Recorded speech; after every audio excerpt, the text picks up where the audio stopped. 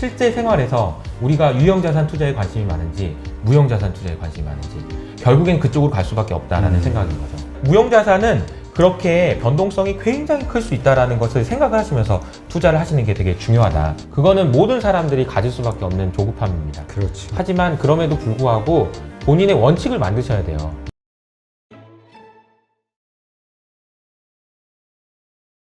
자, 지난해 그 보고서를 쓰셨는데 제목이 보이지 않는 세상에서 투자하는 법 원투, 이게 이제 이슈가 됐었는데요. 이게 어떤 걸 이야기하는 거였습니까? 제가 그 이번에 새로 나온 책 그의 부제가 보이지 않는 세상에서 투자하는 그래요? 법입니다.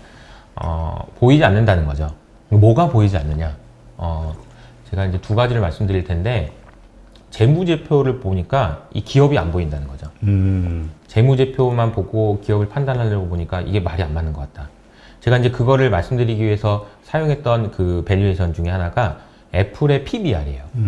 애플의 PBR이 몇 배나 되나 봤더니 제가 작년 2월 달에 그 보고서를 썼을 때 PBR이 16배였습니다. PBR이 16배요. 우리나라 코스피가 한 배를 넘은 지 지금 5개월도 안 됐어요. 작년 11월 달에 드디어 한 배를 넘었다고 사람들이 환호하고 그랬어요. 근데 애플의 PBR은 16배라니 너무 심한 거 아닌가? 라고 해가지고 제가 이 책을 쓰기 위해서 업데이트를 한 번 더 했더니 몇 배냐면 33배까지 올랐어요. 엄청 올랐네. 이게 올랐다 뭐 이런 개념보다도 미국에 있는 수많은 기업들은 PBR이 20배, 30배 넘는 기업들이 굉장히 많아요. 그렇죠. 도대체 무슨 일이 일어나는 건가? 여러 가지 이유들이 있겠지만 저는 무형자산 때문이라고 생각을 합니다. 애플이 가지고 있는 무형자산이 얼마나 될까요? 재무제표에는 얼마나 반영이 돼 있을까요? 생각을 해보면 재무제표에는 거의 없습니다. 애플이 무형자산이 진짜 하나도 없을까요? 그 애플이 가지고 있는 레퓨테이션, 고객의 충성도, 그리고 수많은 R&D 노하우, 그리고 AI 기술 다 무형자산인데 그렇죠. 이 재무제표에는 하나도 반영이 안 돼 있다. 심지어 이 브랜드, 뭐 인터 브랜드라는 회사에서 애플의 브랜드가 얼마나 되는 것 같아요 라는 그런 얘기를 할 때 애플의 브랜드 가치는 한 300조 원 정도 되지 않을까요? 이렇게 분석을 한단 말이죠. 그러나 재무제표는 없어요. 그렇죠. 그럼 재무제표만 보고 이 애플이라는 회사를 제대로 평가할 수 있냐 라고 생각하면 여러 어려움들이 있다는 겁니다. 또 한 가지 잘 안 보이는 이유는 좌초자산이라는 개념 때문인데 이 좌초자산이라는 개념은 기후 위기를 극복하는 과정에서 필연적으로 생기는 문제입니다. 다시 말하면 이산화탄소 배출량이 너무 많아서 너네는 이 공장을 5년 후가 될지 10년 후가 될지 모르겠지만 그 공장은 없애야 돼 라는 게 좌초자산입니다. 그렇죠. 그러면 이 좌초자산은 5년이 될지 10년이 될지는 몰라요. 혹은 그 이후가 될지도 모르죠. 하지만 언젠가는 없어질 자산입니다. 그러나 지금 여전히 재무제표에는 떡하니 있는 거죠. 나는 자산입니다. 그런데 5년이 될지 10년이 될지 모르지만 너는 자산이 아니야. 근데 그걸 어떻게 반영하냐는 거죠. 생각을 해보면 이게 굉장히 어려운 문제입니다. 재무제표가 사실 투자를 하는 데 있어서 가장 기본이 되고 그것을 통해서 투자를 하시는 것은 당연하지만 투자의 환경은 점점 더 어려워지면서 이런 부분을 반영하지 않으면 생각하기가 좀 어려운 환경들이 생긴다라는 측면이고요. 또 한 가지 중요한 포인트는 뭐냐면 우리가 경제를 보기 위해서 많은 이코노미스트들이 경제 지표라는 걸 봅니다. 뭐 ISM 제조업지수, 비농업 고용자 지수, 그리고 미시건 대학교에서 나오는 소비자 심리 지수 이런 거 봅니다. 글로벌 투자자들은 그거 안 봐요. 안 본 지 오래됐습니다. 네, 이거를 말씀드리고 싶었던 거예요. 무슨 말이냐면 제가 5년 전에 블랙락의 CIO, 그러니까 투자 총 책임자분을 이랑 이렇게 만날 기회가 있어서 그분한테 여쭤봤던 그런 에피소드가 있는데 그분한테 제가 혹시 그 소비자 심리 지수 이런 거 좀 중요하게 보시지 않으세요? 이렇게 천진하게 질문했다가 그분이 뭐라고 얘기했냐면 그런 걸 왜 봅니까? 이렇게 얘기하는 거죠. 아니 저는 중요하다고 배웠는데요. 그리고 소비자 심리가 이게 선행성이 좀 있는 거 아닙니까? 이렇게 얘기했더니 그분이 얘기하신 게 아니 우리는 그런 걸 보지 않고요. 우리는 데이터를 봅니다. 구글에서 서베이 데이터, 그러니까 그 조회수 이런 것들을 보면서 구글 트렌드라고 하죠. 그런 데이터를 다 분석해서 어떤 데이터가 경제를 예측하는데 가장 효율적인지를 분석합니다. 그걸 분석하는 AI 전문가들, 머신러닝 전문가들이 박사급 인력으로 40명이 있어요. 무슨 얘기냐면 이미 그쪽에서는 그때 이제 얘기해 주셨던 힌트를 주셨던 게 이런 거예요. 루이비통의 어떤 모델명이 검색되는 그 조회수가 갑자기 늘어날 때 가장 경제가 좋아지는 현상이 뚜렷하게 발생했어요. 라는 그런 얘기를 해주셨습니다. 그러니까 어떤 특정한 요인들인지는 모르겠으나 머신러닝을 통해서 분석을 해보니 경제를 예측함에 있어서 가장 좋은 뭔가가 팩터들이 자기네들이 있다. 그리고 그거는 실시간으로 계속 바뀐다. 근데 왜 소비자 심리 지수 같은 거 그런 거 한 달에 2번이나 그것도 굉장히 아웃데이트 돼 있는 거 그걸 왜 보냐 이런 얘기를 하는 거죠. 투자 환경이 많이 바뀌었습니다. 그리고 그런 트렌드나 이런 것들은 우리가 작년에 살짝 맛을 봤는데요. 무슨 얘기냐면 코로나 터지고 나서 갑자기 구글에서 구글 트렌드라는 지표를 발표를 해요. 근데 이 구글 트렌드, 구글 모빌리티 지수, 애플 모빌리티 지수라는 걸 발표를 해줬어요. 근데 그거는 어떻게 했냐면 내막을 보면요. 미국 정부에서 야 그거 좀 내놔봐.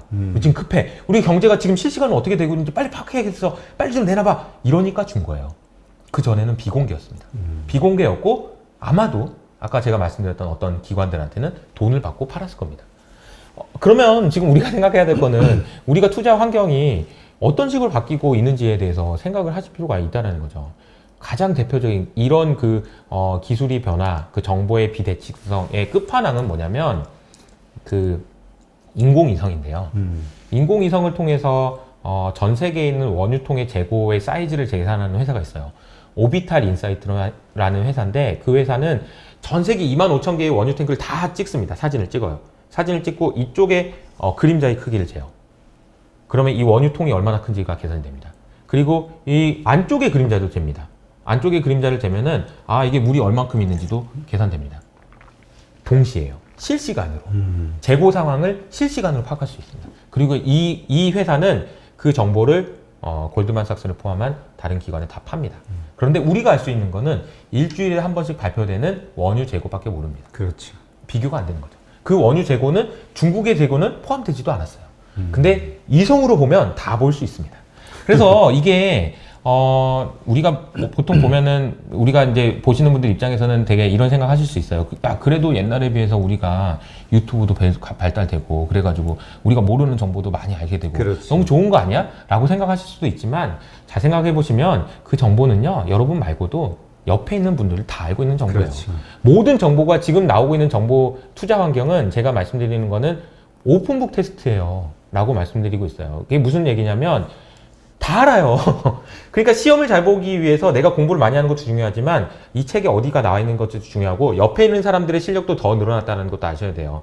그러니까 오픈북 테스트가 돼서 내 성적 점수가 올라갈 수 있지만 등수가 올라가느냐는 다른 문제다라는 그렇죠. 거예요. 그래서 투자자분들이 야 유튜브 봐서 나는 좋아 이 정보 알아서 내가 돈 벌 거야 이렇게 생각하시긴 너무 아니란 생각일 수도 있고 투자 환경이 쉽지 않다라는 것을 좀 자세하게 설명드리기 위해서 이 내용을 좀 정리를 해서 말씀드렸습니다. 네, 그렇죠. 지금 다른 사람들은 다 정체가 돼 있고 나 혼자 실력이 뛰어나져야 발전이 돼 있어야 그 사람들을 상대로 돈을 버는데 모두가 다 함께 정보가 깨어지면서 같이 실력이 늘어나니까 결국은 뭐 똑같은 셈이 될 수도 있는 거죠. 등수는 안 바뀌는 거죠. 네, 등수는 안 바뀌는 겁니다. 근데 정말 저는 무형자산에 대해서 동감이 되는데 사실 우리가 연구개발비 R&D 비용이라고 해서 들어가는 연구원이라든가 기자재에 대한 어떤 실질적인 비용은 다 자산으로 쌓이잖아요. 네. 하지만 그것을 통해서 나온 그 결과물들에 대해서는 자산 가치로 이제 아직은 안 들어가니까 맞습니다. 사실 그런 것들 또 인터넷 기업들도 마찬가지 사무실하고 컴퓨터밖에 없는 건데 네. 브랜드하고 815 머니톡의 가치는 얼마나 될까요? 이 생각을 한번 해보시죠. 이 생각을 해보시면 자 815 머니톡의 가치를 제가 밸류에이션을 해보겠습니다. 밸류에이션 할 수는 없지만 어떤 식으로 밸류에이션 해야 되는지를 말씀드릴게요. 이 책에도 이제 설명을 자세하게 설명해놨는데 이런 거예요. 지금 815 머니톡 같은 거를 지금 만들려면 돈이 얼마나 들까? 자 생각을 해보시면 이런 장비들 사는 것도 중요하지만 그동안의 그 땀과 노력들이 있어야 되는 거잖아요. 근데 2년 전, 3년 전에 만들었을 때의 노력에 비해서 지금 훨씬 더 많은 노력이 필요할 거고요. 훨씬 더 많은 마케팅 비용이 필요할 거고요. 훨씬 더 많은 비용이 들 겁니다. 그렇죠. 그러면 이 가치는 엄청나게 많이 높아졌다고 볼 수 있어요. 과연 여기에 있는 이 장비들의 가격을 합쳐놓은 게 825 머니톡에서 가치를 얼마나 설명할 수 있을까? 저는 거의 설명 못한다고 봅니다. 네, 거의 설명 못한다고 보고 그렇기 때문에 무형자산의 가치가 중요해지는 거예요. 그러니까 투자자분들이 생각해 보시면 그래요. 주식시장에서는 되게 경제가 재개돼서 경제가 와 이쪽에 환호가 돼 있지만 가만히 생각해 보세요. 실제 생활에서 우리가 유형자산 투자에 관심이 많은지 무형자산 투자에 관심이 많은지 결국엔 그쪽으로 갈 수밖에 없다라는 생각인 거죠. 네. 그 진짜 이제 그 4차 산업혁명이 점점 가속화되면서 앞으로는 이러한 무형자산이 큰 기업들이 대세를 이룰 것이다라는 의견들이 많이 있잖아요. 네. 근데 아직도 PBR 따지고 PER로 기업 가치를 평가하는 분들도 있긴 하단 말이죠. 맞습니다. 그러나 이제 큰 어떤 큰 성장이 기대되는 기업들은 이 무형자산이 그만큼 커질 수 있다. 이걸 우리가 보고 투자의 지표를 삼아야 된다. 이 얘기겠죠? 맞습니다. 그러니까 이제 그런데 또 이제 오해를 하지 말으셔야 되는 건 무형자산을 가지고 있다 그래서 다 좋다. 그러니까 야 무형자산 이렇게 하면 안 돼요. 무형자산이라는 것은 굉장히 위험한 겁니다. 뭐 저도 보면은 뭐 예를 들자면 연예인 같은 경우에 연예인이 어떤 기획사의 연예인이 굉장히 돈을 많이 버는 그런 무형자산을 가지고 있는 엔터테이너였어요. 그러나 한순간에 무슨 뭐 음주운전을 했다든지 마약을 했다든지 한순간에 없어집니다. 그렇죠. 이 무형자산의 가치라는 것은 그런 식으로 그런 성격을 가지고 있어요. 그래서 제가 강조해서 말씀드린 게 무형자산이 어떤 성격을 가지고 있는지가 중요한 거예요. 무형자산이 무조건 좋아요. 이게 아닌 거예요. 무형자산은 거래가 되지 않는다는 특징이 있어요. 815 머니톡이 가지고 있는 무형자산은 언제 거래될까요? 이거를 팔아야 거래가 누군가한테 되죠. 넘기지 않는 이상 거래가 안 됩니다. 그런데 여기에 있는 이 집은 거래가 되잖아요. 옆집에 그렇죠. 거래가 되니까 가격이 형성된단 말이에요. 무형자산 거래가 되지 않습니다. 두 가지 경우에만 거래돼요. 굉장히 잘 돼서 815 머니톡이 블룸버그에 판다. 이럴 때 엄청난 가치를 인정받고 팔릴 수 있습니다. 그러니까 이거는 버블처럼 이렇게 커질 수가 있는 반면에 이런 얘기를 하면 안 되겠지만 어떤 815 머니톡 말고 다른 유튜브 채널이 잘 안 돼서 이제 접을래 그러면서 헐값에 파는 경우 두 가지 경우밖에 없습니다. 그러니까 무형자산은 그렇게 변동성이 굉장히 클 수 있다는 것을 생각을 하시면서 투자를 하시는 게 되게 중요하다라는 말씀도 드리고 싶어요. 네. 그 사실 또 이 무형자산이 큰 기업일수록 우리가 이제 기술주 혹은 성장주라는 표현을 많이 쓰잖아요. 네네. 근데 이제 작년 같은 경우는 우리가 여기에 대한 기대감, 특히 언택트 관련해서 컸었기 때문에 지금 현재 돈을 벌지 못하더라도 이 무형자산의 가치를 인정하면서 막 투자를 했고 밸류가 자꾸 높아졌단 말이죠. 네네. 그거를 어떻게 합리적으로 설명할 방법이 없다 보니까 이제 PSR이라는 게 또 나와가지고 맞습니다. 이걸 네. 이제 그 합리화시키는 과정이 있었는데 근데 이제 지금 좀 시장이 바뀌었다 이런 얘기가 있어요. 미국에서도 많은 언론에서 기술주를 팔아라 이런 얘기가 나오고 있고요. 네. 블랙락에서도 뭐 얼마 전에 기술주는 계속 성장한다 하지만 조건이 돈 버는 기술주 뭐 그렇습니다. 이렇게 표현을 한 것 같고요. 우리가 작년에 이 PSR 지금 당장 돈은 못 벌어도 성장 가치가 있다라고 기대했던 이 기업들의 가치 이거는 작년하고 올해하고 우리의 심리에 따라서 확 달라지게 되는 건가요?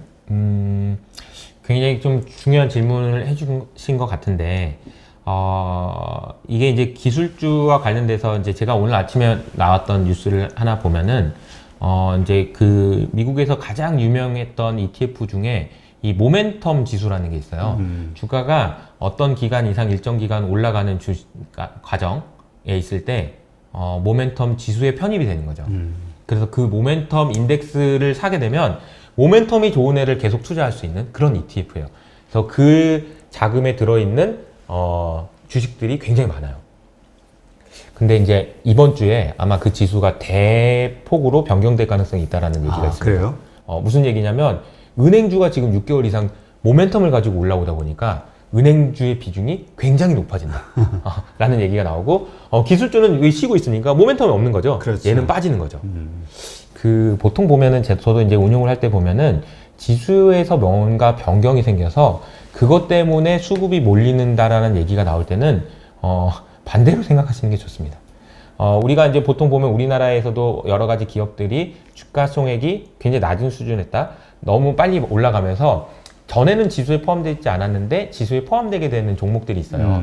그런 종목들은 대부분 그 지수에 편입되는 시점 전후가 주가의 피크인 경우가 많습니다. 그 이유는 뭐냐면 여기서 주가는요 항상 야 이게 되겠니? 얘는 안 돼.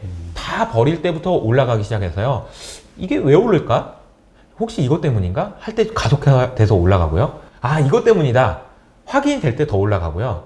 모든 사람들이 이거는 딴 세상이다. 라고 할 때 빠지기 시작합니다. 아마 지수에 편입되겠다라는 얘기는 그때는 다 좋다라고 해서 더 살 사람은 없는 시점에서 이게 지수에 편입됐기 때문에 아무 영혼 없이 들어오는 돈들이 사는 주식일 가능성이 높습니다. 물론 다 그렇다라는 얘기는 아니에요. 그럴 가능성이 높다라는 거예요. 그럼 그 지수에 들어가면 인덱스 펀드를 투자하는 그런 투자자들은 그냥 사는 거예요. 지수에 들어왔기 때문에. 영혼? 그 회사가 무슨 회사인지, 하는 회사인지, 은행주인지, 기술주인지 아무런 관심이 없어요. 그 지수에 들어있기 때문에 사는 겁니다. 그러니까 제가 아침에 그 뉴스를 보면서 들었던 생각은 어쩌면 상당 부분 진행됐을 수도 있겠다. 지금 우리가 거의 6개월 이상 진행됐던 이 그렇죠. 흐름이 어느 정도 많이 진행됐다. 그러면 우리가 본질로 돌아가서 과연 영혼을 가지고 사야 되는 주식은 무엇일지를 생각을 해보면, 물론 뭐 은행주를 포함한 산업재 그리고 경기 민감주는 제가 보기에도 아까 말씀드렸던 대로 뭐 9월달 언저리까지는 계속 더 좋은 흐름을 이어갈 거라고 생각을 하는데, 제가 생각하는 그 타이밍은 테이퍼링이 구체화되는 시점, 그래서 불확실성이 해소되는 시점에는 우리가 다시 세상으로 돌아와서 코로나가 끝나는 세상으로 돌아왔을 때 우리가 무엇에 관심을 가질지, 그러니까 주식시장에서 경제가 재개된다라는 데 환호하는 거 말고 그 다음에 경제가 재개됐어, 그리고 이제 다 정상화가 됐어, 코로나 이전으로 돌아갔어, 그러면 우리가 이제 어떤 부분에 관심을 갖게 될지, 그런 부분을 미리 좀 고민해 보실 필요가 있지 않을까, 그런 생각이 듭니다. 네.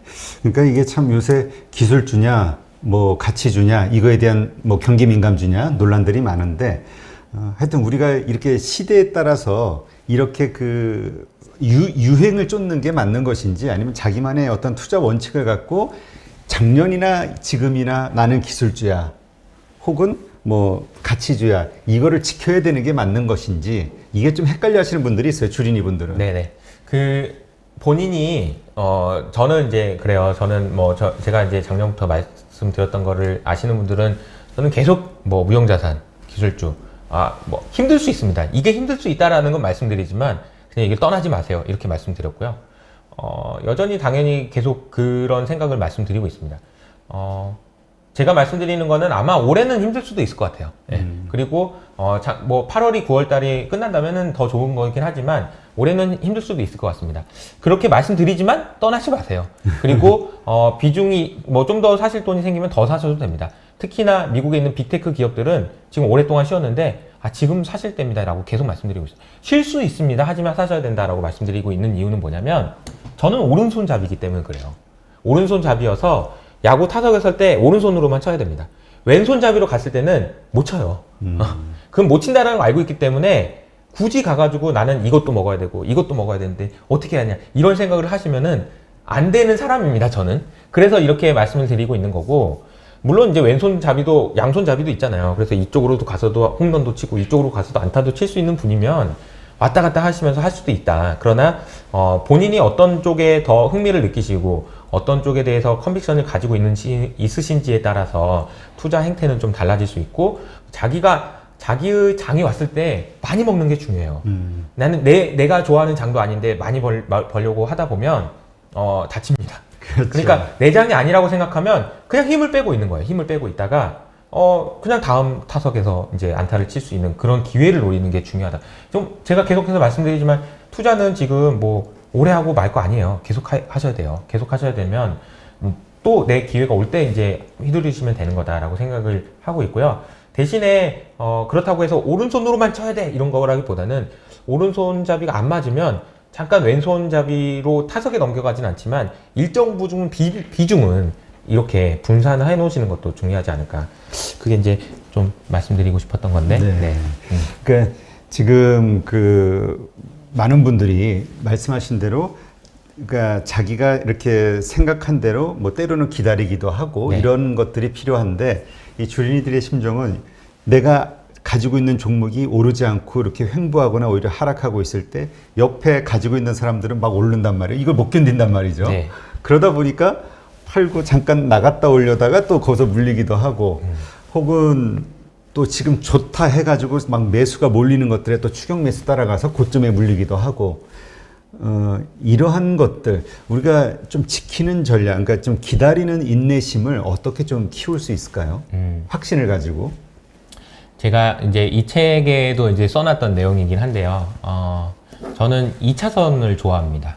라는 말을 써놨어요. 2차선이라는 거는, 추월차 1차선은 이렇게 굉장히 빠른 속도로 가는 차들, 그리고 2차선은 그냥, 제가 1차선에 이제 가다 보면, 나는 되게 빨리 간다고 생각하는데, 뒤에서 하이빔을 쏘면서 빨리 가라고 얘기하는 경우가 있어요. 그래서 그때 이제 저는 아니, 이거, 이 정도면 됐지, 뭘 또 이런 생각 많이 들어요. 근데 2차선에 가게 되면 좋은 점은 제 페이스대로 갈 수 있습니다.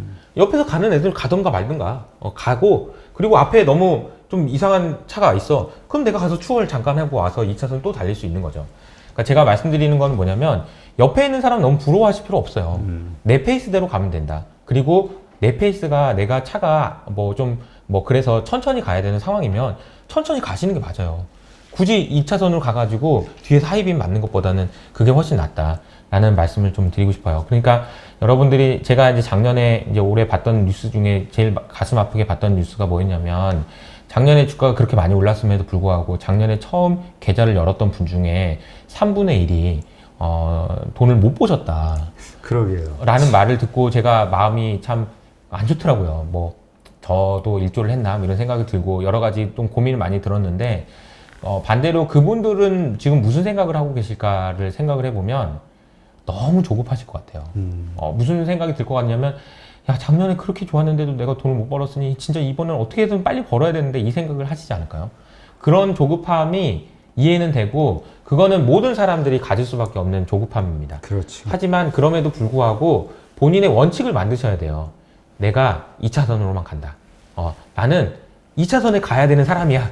라고 계속해서 스스로를 되뇌이시고, 내가 할 수 없는 일을 억지로 하지 마시고, 그렇게 마음을 가다듬는, 어차피 조급함이라는 심정이나는 저도 마찬가지고 다 마찬가지예요. 그렇죠. 남들 잘 나가는 거 보면 저도 짜증나요. 그건 어쩔 수 없습니다. 그런데 그렇기 때문에 원칙을 세워놓으셔야 돼요. 그래도 나는 이거는 안 한다. 이건 안 한다. 이거는 한다. 이건 안 한다. 이런 원칙을 착 세워놓으시는 게 되게 중요하다. 이렇게 말씀드립니다. 네. 사실 이 원칙을 지킨다. 자기하고 한 처음 약속을 계속 지켜나가는 게 참 쉬운 일은 아니죠. 맞습니다. 네. 네. 그러니까 또 그게 그만큼 또 돈 벌기가 어렵다는 얘기인 것 같기도 하고요. 그러나 어쨌든 돈 벌려면 특히 이 주식시장에서 자신만의 투자 원칙이 중요하다는 거는 워낙 많은 분들이 강조하시니까 이거는 아마 분명한 팩트인 것 같고요. 우리가 지켜야 될 그 지침이 아닐까 이렇게 생각이 됩니다. 하여튼 지금 장이 이렇게 횡보하고 또 어렵다 보니까 물리신 분들도 좀 많이 있고 마음이 조급해가지고 이거 언제 올라 계속 이렇게 좀 안절부절 하시는데, 이럴 때일수록 오히려 좀 차분하게 좀 마음을 가라앉히시고 시장을 냉정히 보면서 기다리시는 것. 본인이 가지고 있는 종목에 대한 믿음만 있다면. 네, 그렇죠. 그거는 이제 저는 믿음이라고 하지 않고 컨빅션이라고 표현하는데요. 그 컨빅션이라는 게 이제 확신이잖아요. 그렇죠. 확신이 조금 과하면은 과잉 확신, 그래서 오버 컨피던스, 이거는 안 되는 거고요. 그러면 좋은 확신이라는 건 뭐냐면요, 저는 좋은 확신은 독립적인 사고다라고 말씀드립니다. 제가 오늘 여러 가지 삼성전자 얘기도 많이 하고 반도체 얘기도 많이 했어요. 그런데 제가 하는 얘기를 듣고 제 얘기가 맞다라고 해서 판단하셔가지고 돈을 버는 거랑, 아니야, 제 얘기는 이건 맞는데 이건 틀려, 그건 나는 이렇게 생각해 라고 독립적으로 생각할 수 있을 때 버는 돈이랑은 차원이 다른 돈이라고 생각합니다. 이 컨빅션이라는 거는 그래서 독립적인 사고예요. 어떤 종목이든 어떤 시장이든 어떤 업종이든 여러분이 독립적인 사고를 하실 때 주식의 비중을 늘리시는 게 맞고, 그런 것들이 쌓아나가시는 게 굉장히 중요하다라고 말씀을 드리겠습니다. 네.